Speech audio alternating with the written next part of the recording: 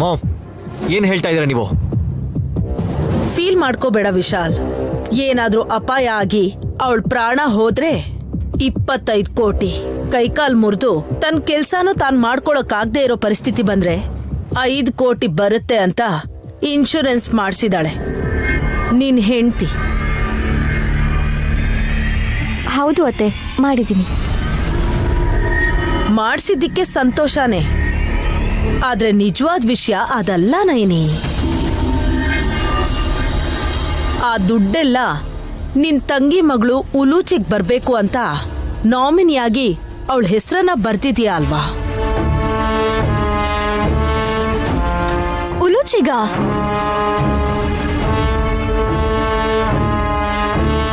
ಇವಾಗ್ಲಾದ್ರೂ ಅರ್ಥ ಆಯ್ತಾ ಅತ್ಗೆ ಎಷ್ಟು ಒಳ್ಳೆಯವರು ಅಂತ? ಬಿಸ್ಕೆಟ್ ತಿನ್ಸಿದ್ದಕ್ಕೆ ಏನೋ ತಿನ್ಸ್ಬಿಟ್ರು ಅನ್ನೋ ತರ ಗಲಾಟೆ ಮಾಡಿದ್ಯಲ್ಲ ನೀನು. ಆದ್ರೆ ನೈನಿ, ತನಗೇನೇ ಸಮಸ್ಯೆ ಆದ್ರೂ ನೀನು ಮಗಳು ಭವಿಷ್ಯ ಚೆನ್ನಾಗಿರ್ಬೇಕು ಅಂತ ಇನ್ಶೂರೆನ್ಸ್ ಮಾಡಿಸಿದಾಳೆ.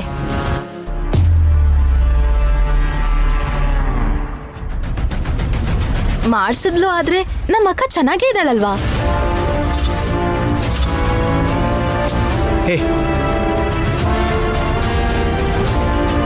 ಅಂದ್ರೆ ಆ ನಮ್ಮ ಅಕ್ಕ ಸತ್ರೇನೆ ಅಲ್ವಾ 25 ಕೋಟಿ ಬರೋದು.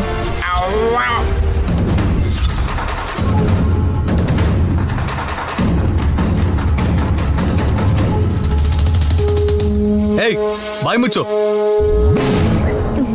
ಕೋಪ ಮಾಡ್ಕೋಬಿಡಿ ವಿಕ್ರಾಂತ್ ಅವ್ರೆ, ಅವಳು ಹೇಗೆ ಅಂತ ನಿಮಗೆ ಗೊತ್ತಲ್ವಾ? ಆದ್ರೆ ನೀವು ಬದುಕಿರುವಾಗ್ಲೂ ಕೂಡ ಸಂಕಟ ಆಗೋ ಹಾಗೆ ಮಾತಾಡ್ತಾಳೆ ಸುಮನ. ದೊಡ್ಡ ರಾಕ್ಷಸಿ. ನೈನಿ ಜೀವಂತವಾಗಿ ಎಲ್ಲಿದ್ದಾಳೋ?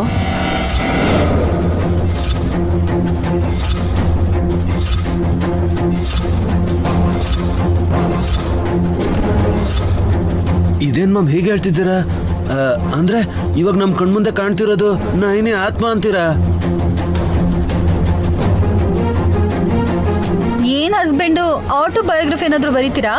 ಪೆನ್ನು ಪೇಪರ್ ತಗೊಂಡ್ ಬರ್ಲಾ? ನೀನ್ ಜೋಕ್ ಮಾಡೋದ್ ಬಿಟ್ಟು ಇನ್ಶೂರೆನ್ಸ್ ಕಂಪ್ನಿಗೆ ಅಪ್ಲಿಕೇಶನ್ ಹಾಕಿದ್ಯಾರು ಅಂತ ತಿಳ್ಕೊ.